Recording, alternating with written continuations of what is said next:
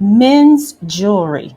I don't know a whole lot of resellers that really talk about men's jewelry, reselling men's jewelry to be specific.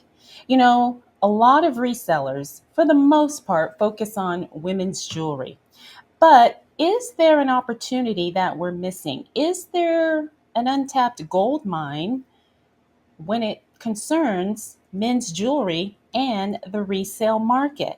That's what we're going to talk about today, jewelry friends, because like I said, I don't really know anybody who's covering men's jewelry, especially as a reseller or even as a collector. Now, I did have a friend on the podcast a while ago, and he is a collector of men's watches, which what I learned when I was researching this episode, men's watches is actually considered jewelry, even though technically it's not. But we're going to get into all of that today, friends. So, hello and welcome. My name is Desiree, and you know that I am your jewelry reselling bestie.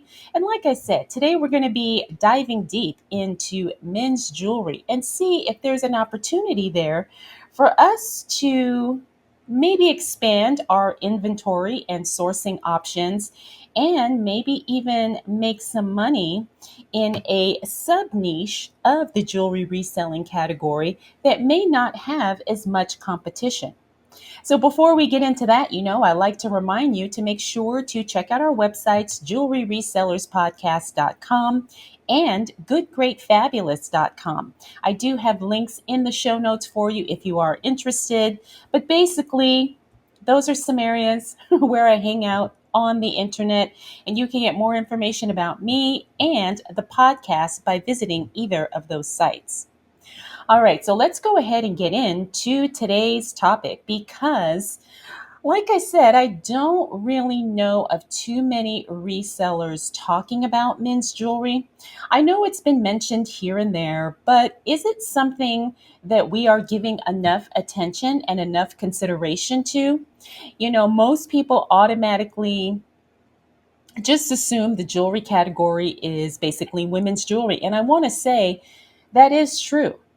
I mean, for years, I have focused solely on women's jewelry. Although, when I'm outsourcing, there have been a few times where I have come across some really nice men's pieces. And I'm wondering if that's why a lot of us resellers don't consider men's jewelry, is because that it's just not as plentiful as women's jewelry. And maybe, too, because a lot of us don't know a whole lot about it. So, the point of today's episode is to give you a little bit of foundational knowledge concerning men's jewelry. I'm going to tell you the styles that are trending and that are popular and that are selling right now. And then I'm also going to give you a list of men's jewelry brands that you may want to keep an eye out for. If you're sourcing, or maybe you may come across some of these pieces in bulk lots while you're out thrifting, online auctions, estate sales, whatever. All right. So I think, like I said, having a basic knowledge about men's jewelry is only going to help. And I also believe that not a whole lot of resellers are looking for men's jewelry. So it may be less competitive. All right. So in the US alone, men's jewelry was about a $5.5 billion market in 2024 and is forecasted to reach over 10 billion by 2032. So there's definitely a strong buyer base for men's jewelry.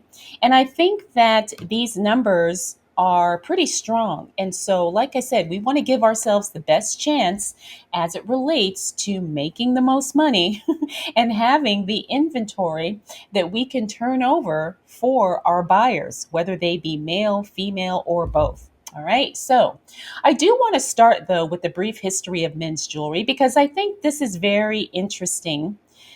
Because, like I said, I never really, I mean, I have come across men's jewelry, but I never really thought about it as to, intentionally source men's jewelry. And so when I was doing research for this episode, I came across some interesting things as it relates to men's jewelry and the history of men wearing jewelry. And actually, depending on how far back you want to go, jewelry was actually something more men wore at one point in time. And of course, it has evolved into what it is now. But initially, men were the main wearers of jewelry, so to speak. All right, so going back to the Egyptians in 3000 BC, men wore gold chains, amulets, and rings as symbols of power, wealth, and protection from the gods. The pharaohs were often buried with rings and necklaces to take into the afterlife. Very cool. Also, the Romans and the Greeks, signet rings with carved stones were used as seals, literally an early form of signatures. And Roman men were actually forbidden by law to wear more than one ring unless they were traveling. Then that takes us to Middle Ages and Renaissance. Knights and noblemen wore jewelry to display their family crest or allegiance. Masonic and religious rings became important symbols as well. And during the Crusades, men would carry reliquary pendants. I hope I'm saying that right. And also religious relics. Again, this was another form of protection and also a way to show their beliefs. Now, as we hop on over to the 17th and 19th centuries, jewelry was all about status and masculinity. Pocket watches, ornate cane handles, signet rings, cufflinks. These were the items that men were wearing and showcasing. Men's jewelry was just as elaborate as women in some royal courts. And here's a bit of trivia. King Charles II of England made wearing diamond buttons on clothing in the 1600s very popular. Moving into the 20th century, men shifted to more functional jewelry. This is where we start seeing more tie bars, cufflinks, and watches. Jewelry then became tied to formality and business. By 1920, the wristwatch had overtaken the pocket watch because of World War I soldiers finding them more practical. Now we are looking at the mid to late 20th century, the 1950s. Rock and roll icons like Elvis brought flashy rings and necklaces into mainstream fashion. In the 1970s, hip hop culture popularized gold chains, medallions, and bling. In the 1980s, status symbols like Rolex watches and diamond pinky rings became mainstream. And also, do you remember rapper Slick Rick was once called the king of bling for his enormous gold chains in the 1980s? So, where does that bring us today? Well, men's jewelry is back in full swing with minimalist chains, beaded bracelets, signet rings, and statement watches. Luxury brands like Cartier, Tiffany, and Gucci market unisex and men's jewelry lines.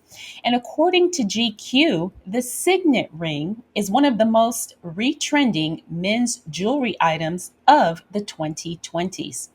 So, as we look at this little historical context, men have always worn jewelry. And I think if we pay attention to the current growth trends, then we can see that men's jewelry continues to evolve, and what is popular and what is in demand are going to be things that we need to learn. So, again, when we're outsourcing, we know what items to pick up.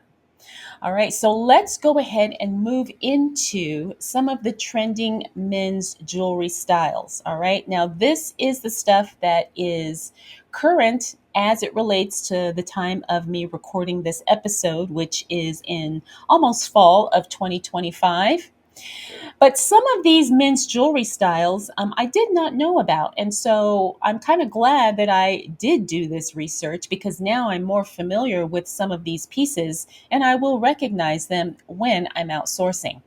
All right, so trending men's jewelry styles. Number one is the pendant and bar necklaces. Now, I had no idea what a bar necklace was, but it literally is a necklace with a small bar hanging from it as a pendant. All right, this is also recognized in crosses, geometric shapes, and subtle symbols. All right, so some of these styles are very minimal, and I will have examples to show you. So if you are listening to this podcast, you may want to hop on over to YouTube if you would like to see visuals of some of these styles and the examples that I'm going to share. Now, the other trending men's jewelry style is what I already mentioned earlier, and that is signet rings and gemstone rings. So, a lot of men are starting to wear rings nowadays. I think that more men are appreciating jewelry and how it adds to their personal style. In some cases, like we talked about, it is a status symbol. And also, some of these signet rings show a affiliation or maybe a loyalty to certain groups or memberships or things like that. All right. So number three, as it relates to trending men's jewelry styles, is beaded leather and cuff bracelets. Again, these are really popular. I have seen a lot of men wearing some of the gemstone bracelets and they stack them. I think it looks really cool. It looks very different because you can mix and match pieces and you can create a very custom look or a signature style. All right, where are we? Number five, mixed metals and textures. All right, so the mixed metals trend is definitely popular with men's jewelry as well. We already know all about this when it concerns women's jewelry. I love to mix my metals. I just like the way it looks. So, gold and silver, matte and glossy, depending on the type of texture or the finish of the piece. Again, there's really no rules here. It's whatever, whatever the particular gentleman finds interesting and that he enjoys, right? As it relates to that. So understand that the mixed metals and the mixed textures are very popular concerning men's jewelry. And here's another thing that I thought was kind of interesting too. It says that cufflinks are starting to make a comeback. Now, depending on your lifestyle, depending on exactly, what you do, this may or may not apply.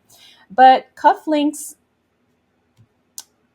I mean, because I've come across cufflinks, when I've been outsourcing, I've gotten some, and I've never really had good luck selling cufflinks as a reseller, but that could be because the type of cufflinks I had. Maybe they were not vintage, maybe they were not, anything spectacular. But pay attention to them because a lot of people don't like them. So, they are easy to find, especially at thrift stores. That's where I see them a lot. All right, so fashion forward cufflinks with stones or bold designs are popular. And like I said, they are making a comeback. All right, so now I want to get into some of the best selling and popular men's jewelry brands. All right, so these are the brands that you want to pay attention to. Maybe you may want to just look at some of these brands, look them up and get an idea of what they look like. That way, when you're outsourcing, you do recognize them. All right, now I do have these in several categories. I have an affordable and accessible category. We also have the heritage and luxury category. Also, fashion forward and the indie designers category, and then also trendy and the pop culture favorites. All right, so some of these names you will recognize, and some of them will probably be new to you because quite a few of them were new to me. All right, so let's go ahead and get started with the best selling and popular men's jewelry brands. The number one category we are going to focus on is affordable and accessible. These are Missouri, Mian Sai, Jackson, and Maple. Now, I hope I'm pronouncing some of these right, but that's Missouri. And Missouri jewelry actually is popular with women too. I remember seeing a couple of ad campaigns that they did on social media. I want to say it was Instagram, if I remember correctly. But Missouri jewelry is very popular with women too. So some of you may already be familiar with that brand. And like I said, Miansai, Jackson, and Maple, those are brands that I was not familiar with. So I'm going to have to do some research on those particular brands. All right. And remember, this is the affordable and accessible category as it relates to popular men's jewelry brands. All right, next up, we're going to look at the heritage and luxury. Now, remember, one of the things we want to pay attention to is the entry level luxury brands. All right, because a lot of people are being more careful with their spending, and a lot of people are investing more so in jewelry as opposed to handbags, shoes, clothing, and that type of thing. And the other thing is that a lot of these pieces are collector's pieces as well by these particular brands. All right. Number one is David Yurman. We have talked about David Yurman many times. Also, Cartier. That one's not new. That's very popular. Also, Tiffany and Co. Again, another one that we are all very familiar with. And then John Hardy. Now, John Hardy was one that I was not familiar with. So you may want to do some research on some of these luxury brands. Some of them are entry level luxury brands. But again, I think that the resale value of these types of pieces is going to sustain long term. All right. So keep an eye out for those. All right, next up is my fashion forward and indie designer brands. Now, these are brands that may not be as well known as some of the other larger luxury brands, but they still have a really solid buyer base. All right, so that is Tom Wood, Burnham. Hope I'm saying that right. Clocks and Colors, and then I think this one is pronounced Elio. Again, if I'm not pronouncing it correctly, please feel free to correct me. Also, another brand is All Blues. And the last one on my list is Spinelli Kilcullen. All right. So a lot of these names I did not know. So I have to spend some more time learning and researching these brands.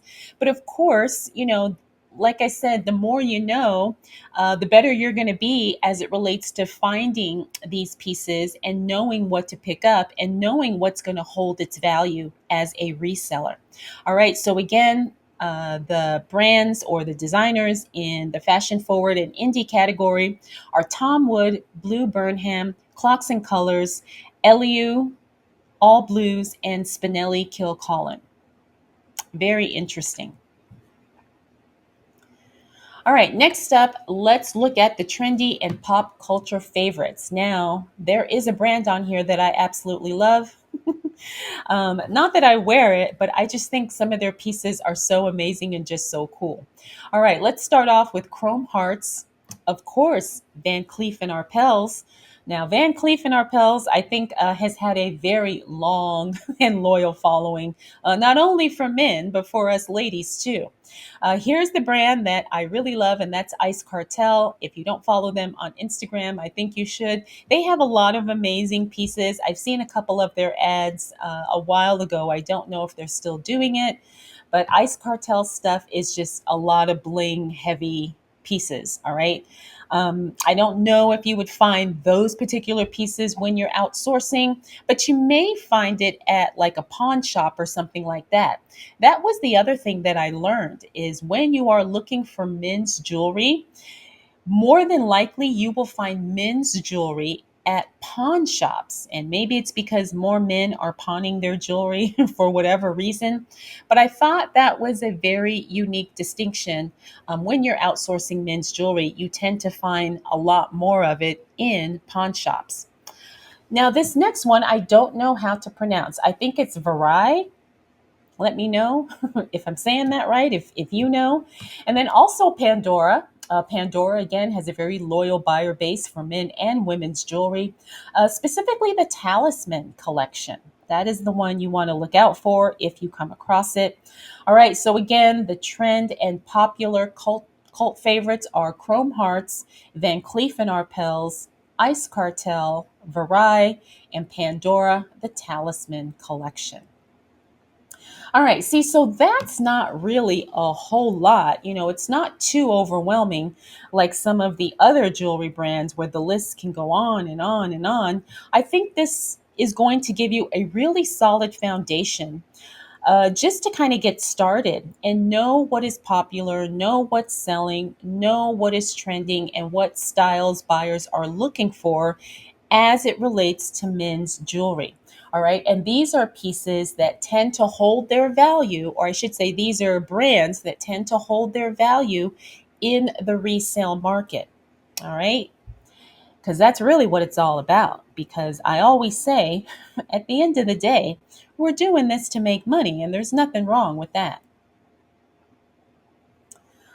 All right. So let's get into my next section, which is where to source men's jewelry. Now, a lot of this is going to be the same information when you're sourcing any kind of jewelry, right? You know, we source everywhere and anywhere, in person, online, whatever. You will source men's jewelry for resale the same way you would source women's jewelry for resale. The only thing, like I mentioned earlier, is that a lot of men's jewelry tends to be found in pawn shops, especially some of these higher end styles that do carry a lot of resale value.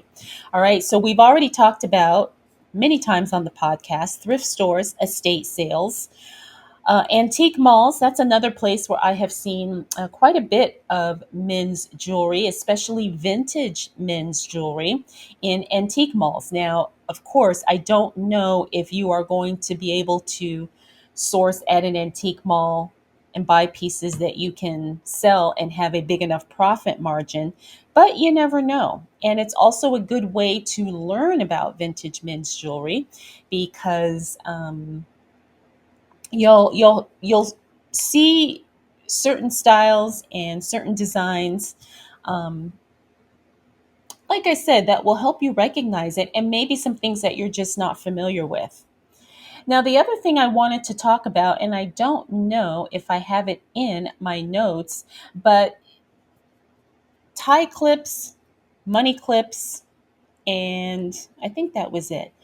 But those are also things that you're going to come across when you are sourcing jewelry just in general. I have come across tie clips, like I said, I have come across money clips, and those can be profitable to resell as well. So if you get that stuff, don't just toss it aside. Look it up and make sure that it isn't something that could be worth a lot of money. I know for the vintage tie clips, or is it the cufflinks? Swank is a very good brand. That's the one that I saw over and over again when I was doing some research on eBay. I was looking at some of the solds. I'll throw some photos of that so you guys know what I'm talking about. But Swank is one of the brands, and one of the names that I remember seeing over and over again. And I think I've seen it at antique malls too. So again, that's another option, but you're going to have to make sure that the price is going to be, enough to give you a profit margin. Let's see. What else do I have in my notes as it relates to where to source jewelry jars? Now, interestingly enough, I know I'm not a huge fan, and I never recommend you sourcing for your jewelry resale business solely with jewelry jars. Now, I know they're a lot of fun and you can find some amazing things, and I'm not going to say that you can't, but it's not really a sustainable way to get the best inventory that's going to make you the most money. Because a lot of the jewelry jars are picked over. They may have broken pieces. It may just be filled with junk. It's really a hit or miss way of accumulating inventory, and you're always taking a chance because you never know. Now, sometimes that works in your favor, sometimes it doesn't. So you really just have to be careful.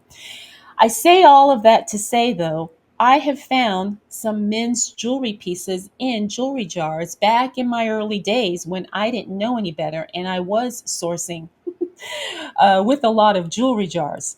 So I think because so many people don't know men's jewelry, that a lot of these thrift stores, maybe estate sale companies, whatever, they will throw men's jewelry in those jewelry jars just because they don't know, right? They don't know what it is. And because they think that men's jewelry just doesn't sell as well or is as in demand.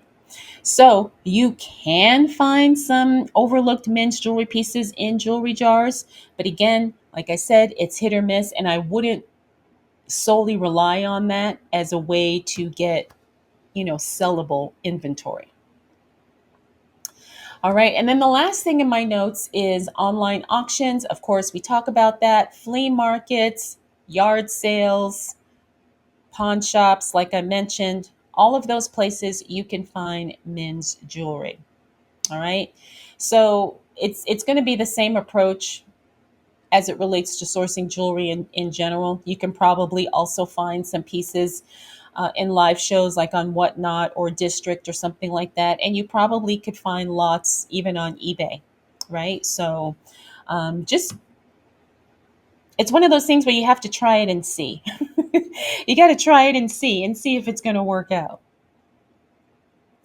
All right, so now let's talk about how to market and sell men's jewelry. Now, this is gonna, again, it's gonna parallel everything that we talk about here on the podcast relating to having very strong listings and very strong descriptions. Okay, so all of the same rules apply. The only thing is we want to make sure we emphasize men's in the title. And some of the keywords you may want to use are masculine style, unisex, because that is a keyword that a lot of men's jewelry, when I was looking it up, um, it'll say men's unisex ring or something like that. And so that's a strong keyword that you want to use as well. And you also want to emphasize that it is a heavier piece. All right, because that was another thing I saw a lot in the descriptions. People were writing heavy set ring or a heavyweight ring or whatever it was, chain, whatever. Those are the keywords that I have found over and over again as it relates to men's jewelry. So you want to try and throw those in if it's relevant to what you're selling, and make sure, like I said, always include men's um, and masculine, unisex, heavy, those types of keywords. All right. Where do you want to sell men's jewelry? Same place you would sell women's jewelry: eBay, Poshmark, Whatnot, District, Mercari, Etsy, your own website, social media, wherever. All right, you can sell men's jewelry wherever you want to sell jewelry. I did look up though. Grailed is pretty popular for men's fashion and accessories. I've never sold on Grailed, so I don't have any experience with it. But if you are already there, that may be a good platform for you to showcase men's jewelry if you are reselling men's jewelry. The other thing you want to think about is maybe having a bundle strategy. You know that I am real big on, selling bulk lots or selling bundles because I think that it tends to increase your average sales price. And sometimes people will buy a set or a bundle as opposed to buying the pieces individually. Again, it's going to depend on what you have, exactly what price point we're talking about here, but that could be a strategy. So if you have cufflinks and a matching tie clip, you may want to bundle those together and see if that gets the item sold. Because I know sometimes, like I said, I've sold cufflinks. I haven't sold very many, but I have sold cufflinks. And again, I think it just has to be something that people are looking for, and you have to have a really strong title and listing. The last thing in my notes is you want to showcase masculinity and luxury in the photos and the descriptions. Like I talked about earlier, that masculine vibe to the jewelry piece is really what's going to set it apart from women's jewelry. All right, now, just because it's a men's jewelry piece, it doesn't necessarily mean women won't buy it to wear as well. As a matter of fact, I have a friend who is a female, but she wears men's rings and men's watches. So you never know, right? But you do want to emphasize the masculine structure, design, style in your photos and in your listings. All right, so let me make sure I don't have anything else I want to add. All right, so if you've been ignoring the men's section at the thrift store in the jewelry case, you could be walking away from some profits, right? Next time, take a closer look because you just might discover an untapped gold mine. And like I said, a lot of resellers do not focus on men's jewelry.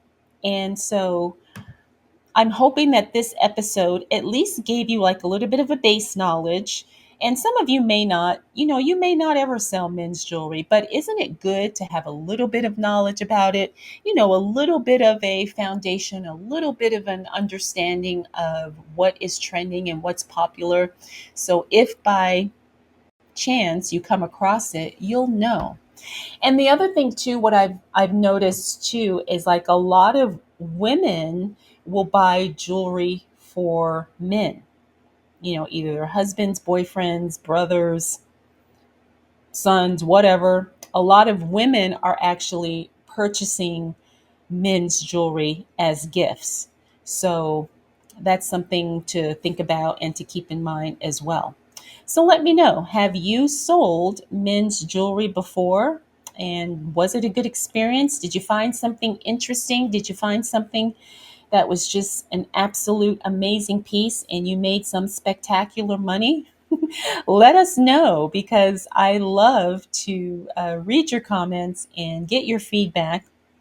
And also, if you're not subscribed, please make sure you do because it really helps this podcast get found by the people who are looking for this type of information. Hopefully, you are following on Spotify or Apple Podcasts as well. All right, so that is what I got for you, jewelry friends. I hope you enjoyed this. I hope it was helpful. Like I said, leave your comments and your questions down below and let me know. Let me know your experience selling or sourcing men's jewelry. I'm sure we can all share some tips so we all will be better equipped and more knowledgeable when we are out there looking for jewelry pieces for reselling. All right, jewelry friends, thank you so much for spending this time with me. I'll check in with you again really soon.